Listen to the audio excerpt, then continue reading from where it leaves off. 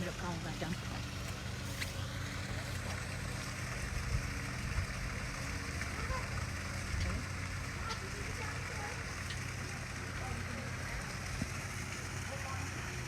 Hi, it's Bobby, and we're here at Lions, Tigers, and Bears today, and it's a gorgeous day, and we're so happy you're here for our live out here. And we're actually at the McGrath Family Tiger Trails today, and Mrs. McGrath, Carly McGrath, actually grew up on our property here, so it's kind of was an exciting thing when they came up to Lions, Tigers, and Bears for the very first time, and they were huge in helping us to create what we call the McGrath Family Tiger Trails. And for those of you who don't know what we do out here at Lions, Tigers, and Bears, we rescue animals.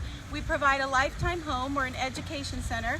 We've worked international, but we mostly work across the nation. We work with first responders, state authorities, other animal organizations that help animals. We'll work with any legitimate organizations that want to work with us to help animals. So here at Lions, Tigers, and Bears, our main priority is the animals and the animal care, and letting these animals that have not always started out with the best life to live out their life in dignity.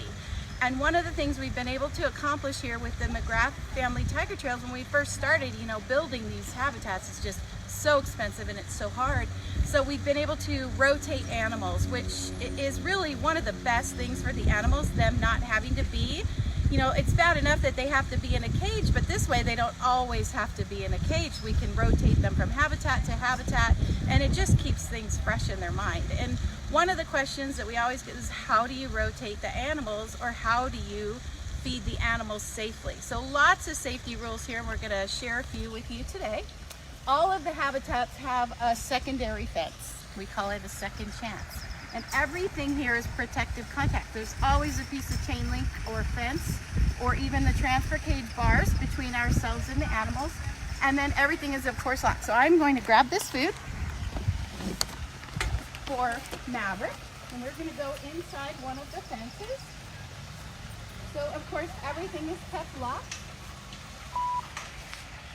We always work with two people, so even knowing we are practicing our social distancing here, we still work in twos. So Jess is going to be coming in here with me, and she's going to go ahead of me to stay ahead, and we're going to do what we call shifting Maverick.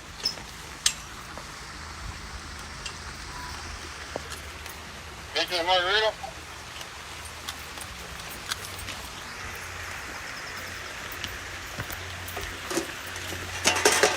So Maverick is up here under his platform in the shade, and he's coming out to see us. Come on, Maverick.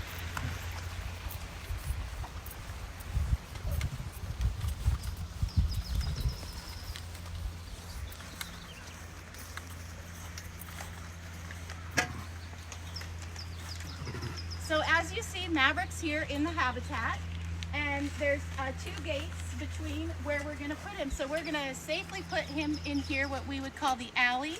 This is how we rotate animals, or we can safely lock them. So never putting our hands through the gate. We can open the latches.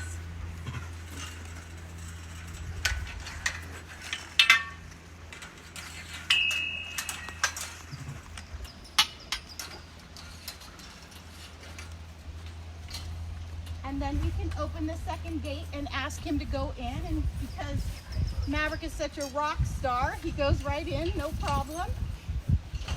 Come on, Maddie. Maverick. Oops. Then we can safely close and lock both gates.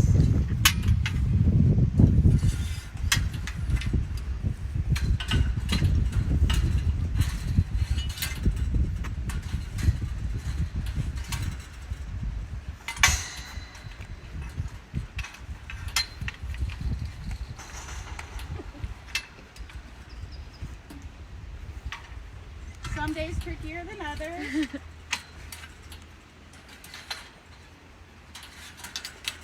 So now we have two gates between us and the animals, and then, so it's super safe that we could go inside the habitat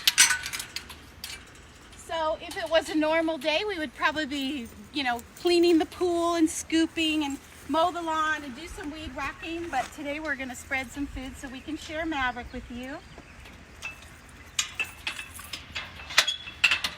And so then we open this door and our second person can go into the habitat and spread the food. So this is Jess. I think a lot of you might have met her the other day. She's one of our students who did her internship here, and now she's volunteering with us. So she's going to spread some food for Maverick. So as you can tell, a lot of safety things here at Lions, Tigers, and Bears, and we try to give the animals everything that they need, the most space available, grass, rocks, dirt. Dirt is really important. A lot of these animals are housed before they come here in really disgusting small habitats, and they're on concrete. So just like you and me, can you imagine standing on concrete all day long with no cushion to your joints and no way to get off of the concrete? It really plays a toll on the animals. So having the animals housed on dirt is super, super important. So as you can see in here, they have lots of rocks, lots of sticks and logs that they can play with. Of course, they're going to use the logs and the woods to scratch and sharpen their claws. And they have running water. You want to have running water that circulates so you don't get mosquitoes. And just fresh, clean water. Of course, tigers love water, so you want to have fresh, clean water for them to play in. So we have, normally when it's not the time for the virus, we always have training. Like once a week we have safety training. So whether it's learning how to spray your bear spray, or learning how to properly spray fire extinguishers, or learning how to properly work the gates and how to shift animals and how to use your radios when we're moving the animals around, and CPR training, dart gun training, working with the vets, like possibly giving shots and meds, because every day a lot of our animals, like Hank, every day has to have his medicine, and right now Bakari and Denali. So knowing how to give meds is super important, and knowing how to safely give meds and safely work within these habitats. So again, we call this one the McGrath family tiger trails, and we're super, super appreciative to them for all that they do and other things that they've done for Lions, Tigers, and Bears, and so proud to have them as one of our supporters and sponsors. And then when we get Jess back out of here, when she's done spreading the food, as you can see, she's put it on the pool and gonna, give Maverick something to look for and something to search for and something to do. So we don't ever want these animals to get too bored. And Maverick here, he knows the routine. He's just patiently waiting for us to let him back out. So in the meantime, while we're waiting for Jess to come back out, I want to introduce you to Heather, and I'm not going to be in the screen with her because we are practicing our social distancing. So this is our volunteer Heather, and she joined us in 2017, and she's done well over 800 hours of volunteer service here. She's a super enthusiastic kindergarten teacher, so she's gonna have some fun with the kids today, and she brings her passion for education and animal advocacy to every single educational visit that she does out here. So if after this virus you're able to come out to Lions, Tigers, and Bears and go on a visit, then maybe you can go on one of Heather's, because she is just an incredible volunteer who supports Lions, Tigers, and Bears so much, and her mission too is to create a voice for all rescued animals. So I'm gonna turn it over to Heather. Thanks, Bobby. Hi everyone. So what we are doing now, hopefully you've been logging on the last 2 days, we're doing a virtual visit. So I want you to feel like you are here with us. So first of all, if you have been to Lions, Tigers, and Bears before, give us a thumbs up emoji so we can say welcome back to all of our guests and members. Thank you. And if you have not been here yet, welcome. Welcome to our amazing sanctuary. We are a nonprofit accredited sanctuary. We're accredited nationally by the American Sanctuary Association and globally by the Global Federation of Animal Sanctuaries. So what that means is we adhere to strict guidelines. We are a no breed, no touch, no kill, no buy, no sell, no trade animal sanctuary. So whenever we bring in animals, this is their forever home. And I am so excited to introduce you to one of our most popular tigers. His name is Maverick. and we just let him out into his habitat. So right now he is searching for his goodies. He is searching for his food. Now, when I do visits here at Lions, Tigers, and Bears, I love for them to be very interactive. So if you have any questions for us about Maverick or any other tigers or any of our animals or our facility, please post them in the comments. We will do our best to answer every question. Please be patient with us too. As you see, the comments come in fast and furious, so we will absolutely try to make sure we answer everyone's questions. So, little background on our boy Maverick. You can see him now enjoying a snack. Maverick came to us back in 2014. He was born into the exotic animal industry. Maverick was born, and then sorry, we have Conga running above us right now too. Maverick was born and taken away from his mother at a very young age just to be sold. He was sold into private ownership. If you've been here before, I would like you to try to hold off on the questions, but there is a rapper, a hip hop star, who purchased him as his pet. If you know who that is, please mention it in the comments as we watch Maverick enjoy his food. So Maverick was purchased again in California, where it is extremely illegal to own an exotic animal. We believe that he did not have a proper habitat living in this person's home, that he just lived in his house and in his backyard with him. So I hope we have some good guesses coming up. The rapper who purchased him was Tyga. Tyga thought it would be a good idea to have a pet tiger. Now, if you look at Maverick, last time we weighed him, he is 418 pounds. If he stands up straight, he's about 8 feet tall. He has got 3-inch canine teeth and long, sharp claws. It is never a good idea or a safe idea to come in contact with an exotic animal. So what happened with Maverick is Tyga owned him, and he used to put a leash on him and take him for walks. Yes, you heard me right. He used to take him for walks down the beach in Malibu. He would bring him to parties. People got their photos taken with him. He essentially was a cub petting prop. Now, Maverick got some of his treats that were on a float. We're hoping that he will come in to his pool. It is a beautiful day here, but it's not really hot. He loves swimming in his pool every day in the spring and summer. So going back to Maverick's rescue, it is rumored that his neighbor, Tyga's neighbors, turned him in, and they were not thrilled with a tiger living next door to him. So it was part of a larger operation where the authorities were targeting people who did own big cats and exotic animals for private ownership, which again is very illegal in California. So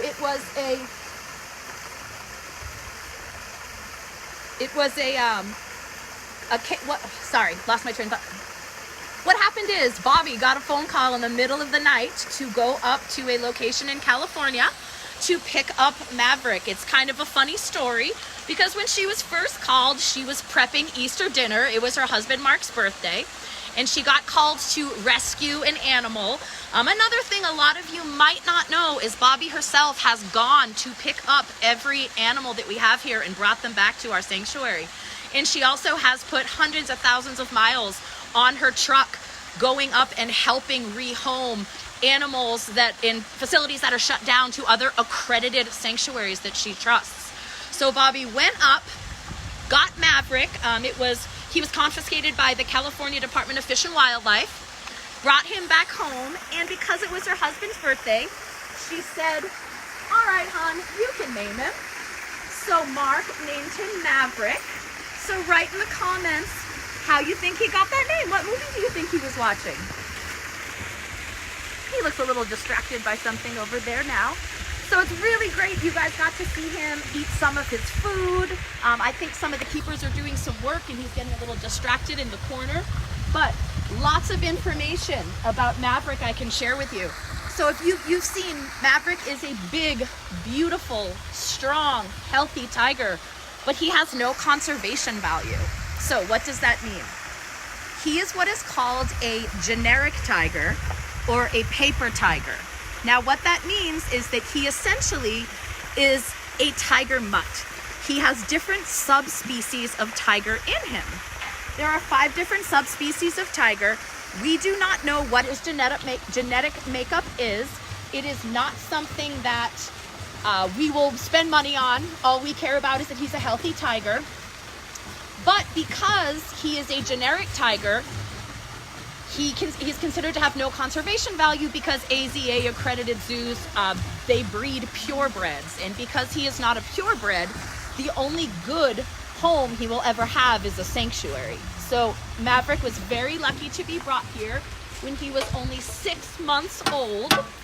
He is 6 right now. And another interesting thing about tigers is their stripes actually go down to their skin. So if he were to have a medical procedure and we had to shave part of his fur off, then we would see his stripes, which I think is very cool. So we have a question. Someone wants to know if Tyga has ever supported the Maverick, and he has not. Love the questions. Keep them coming in. Also, if you can post where you're watching from, that would be great for us to see too. Because I am a teacher, I definitely love to give tons of information and educate about all of our animals here. Maverick's just walking around, checking out his habitat. This habitat is called McGrath Tiger Trails, and it is one of the habitats that Maverick does spend most of his time in. We are a very unique facility where we rotate our lions and tigers into different habitats every couple weeks. It gives them a new change of scenery, it gives them more enrichment, and we have a series of alleyways that connects all of our habitats. That way, when we are rotating them into a different habitat, we don't have to put them in a transfer cage and wheel them over. We just kind of open gates, kind of make a little pathway for them to get to the habitat we want them to. So Maverick is back in Tiger Trails today. He's really excited, trying to sniff everything out.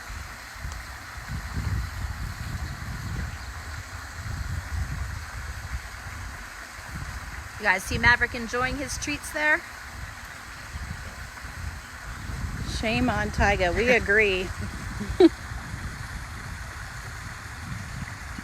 So Washington, California. People are watching Awesome. from Connecticut, Chula Vista, Washington. Julie's watching from Washington. So anyone who has previously visited lions, tigers, and bears knows that Maverick is definitely a big favorite among our guest volunteers and staff. He has a very charming personality. And even those who have been lucky enough to feed him know how gentle he can bite off a fork. But he is still a tiger. And when we give him a rack of ribs or a half or a whole chicken or turkey, which we get at the store, we do not use live bait here. He is a tiger. He's growling and snarling and don't you dare come near me. So even though he has been here and been treated with nothing but love and respect since coming here when he was 6 months old, he is still a tiger, and it is never safe to have contact with any exotic animals.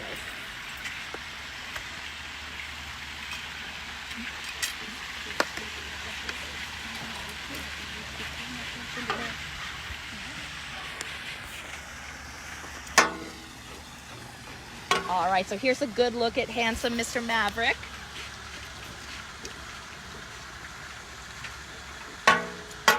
So today is Friday, which is a normal visit day before we all got shut down because of the coronavirus. So our animals are very smart and very in tune as to what's coming next with the visit. And he's seeing some of our volunteers cleaning a different area, so he's thinking it's a visit, and he's getting a little bit confused.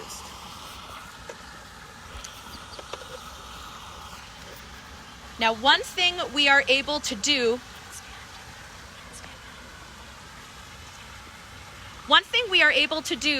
which has a lot of really important, there's a lot of really important reasons why we do this. What we can do is we can feed him up high. Now, Ready?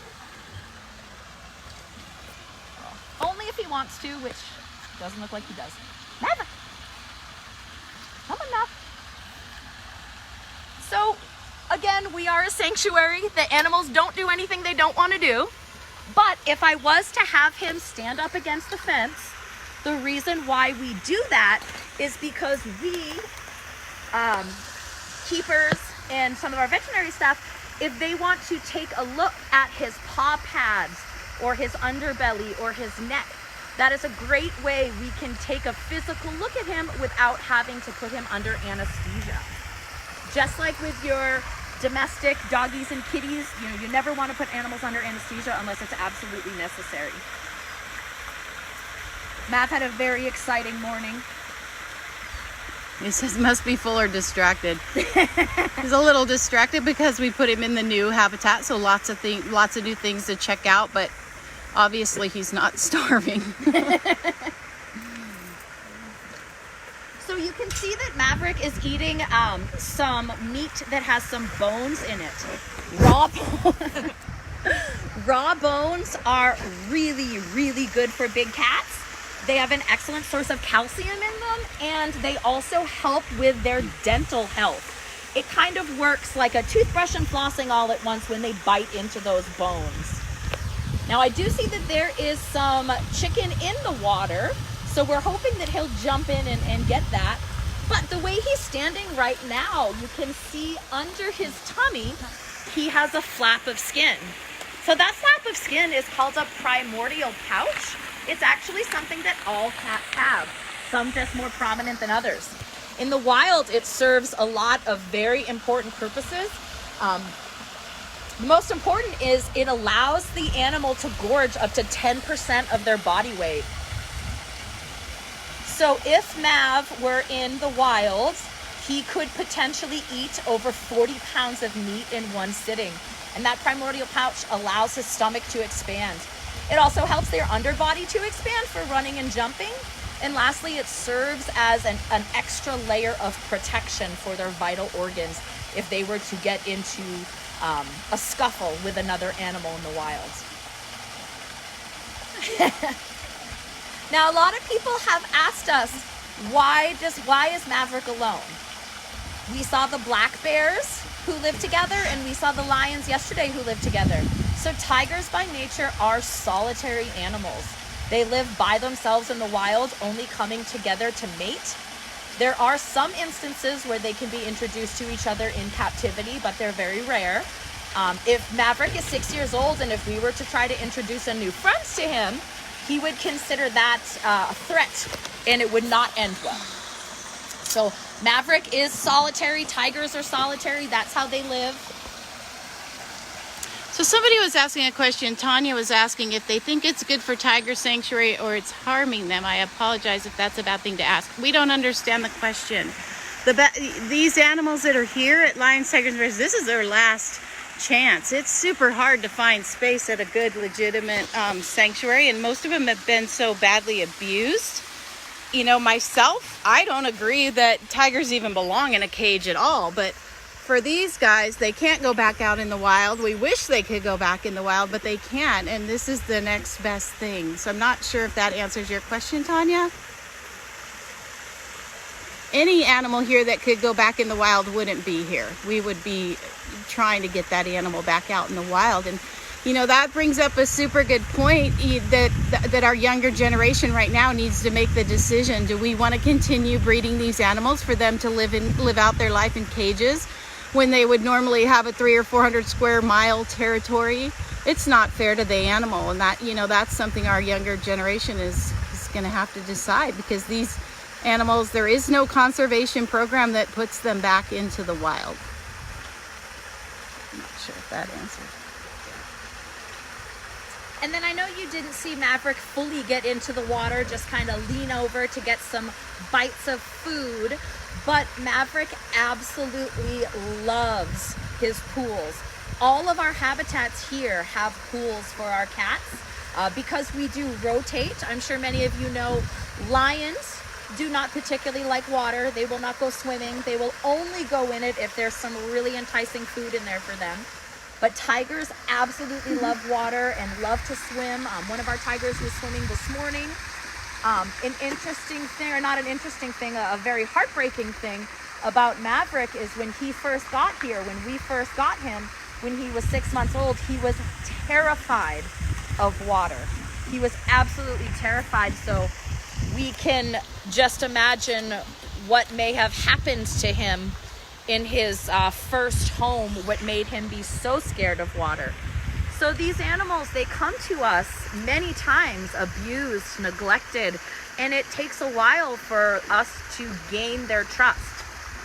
With Maverick, we got him young, so we were able to truly take care of him, make sure he got proper diet, veterinary care. He does love the water now. I'm hoping he'll take a dip later for you guys.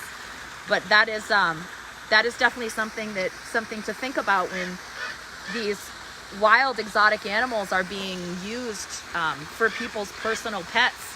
It's not good. It's really not good. I mean, not only is it illegal, they are not treated properly.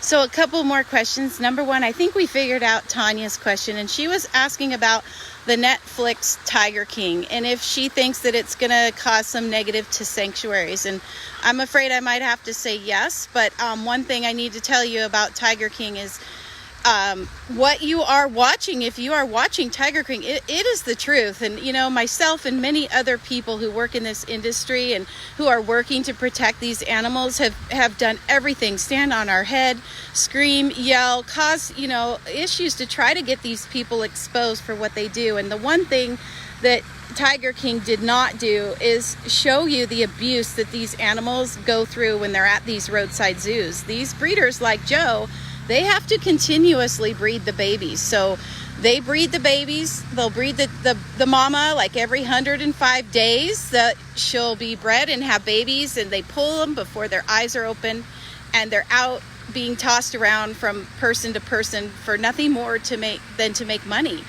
And it's legally only allowed from 8 to 12 weeks, but they do it from the time the cub is born up to when it's older to push the envelope. And then these cubs are totally disposable. Nobody in our country knows where all the cubs go. Do they disappear? Are they killed? A lot of them are so-called donated off to other roadside zoos and other exhibitors or as private pets. And that's one of the things we're working on here at Lions, Tigers, and Bears is the Big Cat and Public Safety Act. It will help to make this illegal. It will help to stop this unnecessary breeding and all the things that happen to the animals through this. So hopefully we can shed a light on what a true sanctuary like Lions, Tigers, and Bears is. And we got the highest accreditation that a sanctuary can have. We are accredited by GFAS, Global Federal Animal Sanctuaries, and American Sanctuary Association. And that's a peer review of your finances and your animal care and your people that care for the animals. And are you a true nonprofit? Your books, I mean, they are your safety records, your safety training, your keepers, everything. So that's what you want to look at when you're supporting a sanctuary. Look for the accredited sanctuaries and know your animal. Go visit the sanctuary, see the place, know the people running it, and know your animals you're supporting. Like Donna was on here just saying that she had come out to visit Albert and a few times before he passed away, and she was super bonded with him because she would come out and feed him and hang out with Cherry Bomb. So these animals are super, super easy to get attached to, and we thank you all for coming out and helping us as a true sanctuary. And Maverick sees his keepers over there. He wants to go up the alley. Go back up the alley. So another thing we definitely want to mention is because of this coronavirus COVID-19 pandemic we're having, we are closed to the public right now. We are nonprofit and we run completely on donations. So with us not being able to have guests come on these visits with us, we're really struggling financially. So we created our first ever virtual fundraiser. It's called Help Us Hang In There 2020. So there's two ways you can very easily donate. One is to go to our website, lionstigersandbears.org. And another is you can text 71777, text LTB and then we will text you a link that will link directly to our fundraiser. And we are very transparent about our funds. This has been a very hard time where Bobby's had to make the heartbreaking decision to lay off most of the staff because we just can't afford it right now. We're not getting the funding in that we typically do. So what we're doing is we are asking if everyone can donate $20 or whatever you're able to, and then also challenge you to ask friends, ask 20 friends. And if everyone is able to donate $20 or even $5 or $10, every dollar helps, and it is going directly to our animals. So again, that's text LTB to 71777 or go to lionstigersandbears.org. So Maverick's definitely having fun checking out the perimeter of his habitat right now. And you can see this is a big, beautiful open air habitat. So because of that, when we do rotate our animals into different habitats, there are some that are not going to be able to come into these open air habitats. Animals like our bobcats, servals, mountain lions, and leopards are excellent climbers and jumpers, so we have to have a roof on them. So one more question from Tanya. She asked if the Netflix show was specifically harming our sanctuary, and I would have to say no. What we're being harmed by right now is this virus, just like everyone else. So we're just taking the virus day by day and going from there, but we don't believe that the Netflix is having a negative impact on us at all.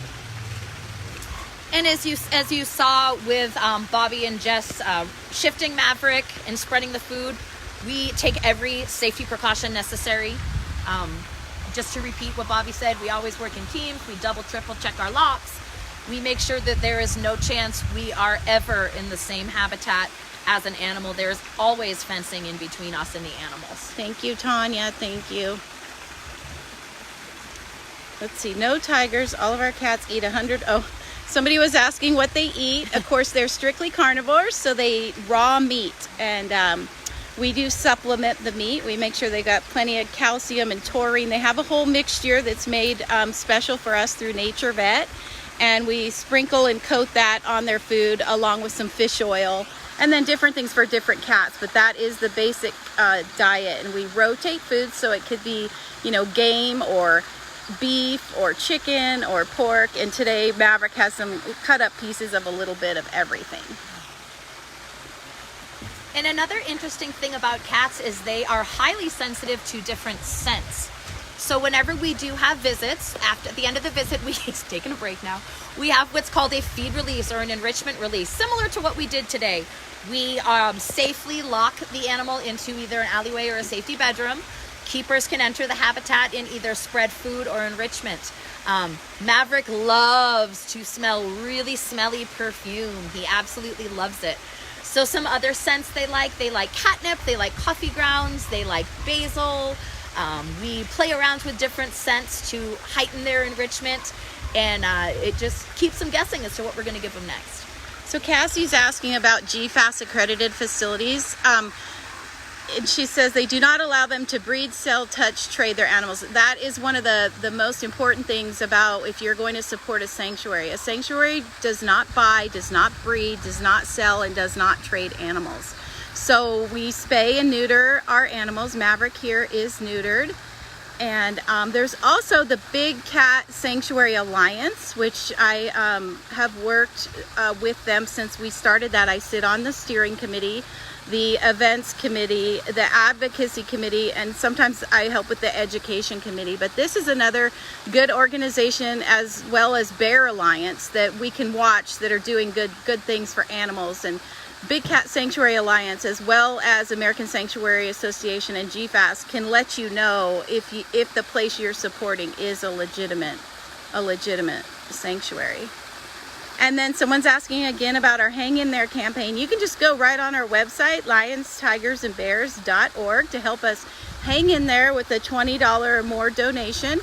And you can also set up your own peer-to-peer fundraising there right on site. It's something good some kids are doing and groups are doing together to help raise much needed funds for the animals. What else? So Debbie says she's trying to educate people about the exotic animal trade. Thank you so much. Even just sharing our Facebook post and some of our educational posts is huge. A lot of people don't even know about the exotic animal trade. They don't even know about this abuse to the animals, or even how they can help. And there's so many ways you can help if you want to help the animals. And somebody, let's see, Cindy's asking what days we are live. We are doing this Wednesday through Saturday at 10:30 in the morning on Facebook, and then 12 o'clock live on Instagram every day. And every day we're just featuring one of our habitats, and whoever is, lives together, or like Maverick, singly, like we did today. I think we got all the questions, unless we missed somebody. If we did miss anything, go on to Instagram Live at noon. We'll be back live again. I want to thank you guys all for tuning in today. I am sure that we have some educators here listening, or if you're not an educator but you know some, we all have teacher friends, right?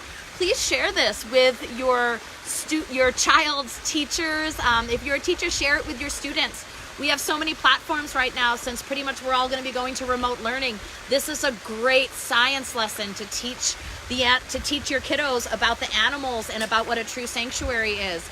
So I know I talk about our animals here all the time to my students, and everyone at my school knows that I volunteer here, and this is such a big passion for me. So teachers, please share this on Dojo or whatever platforms you're using. I really think the kiddos will love it. So how can you not love Maverick? So I think Maverick's done with us, and we're going to sign out. But I just wanted to say thank you to all of our Lions, Tigers, and Bears supporters who step up and help us to take care of these animals. We can't do the work that we do here without you, and we love you. God bless you all. Have a great day. Bye. See you on Instagram at noon.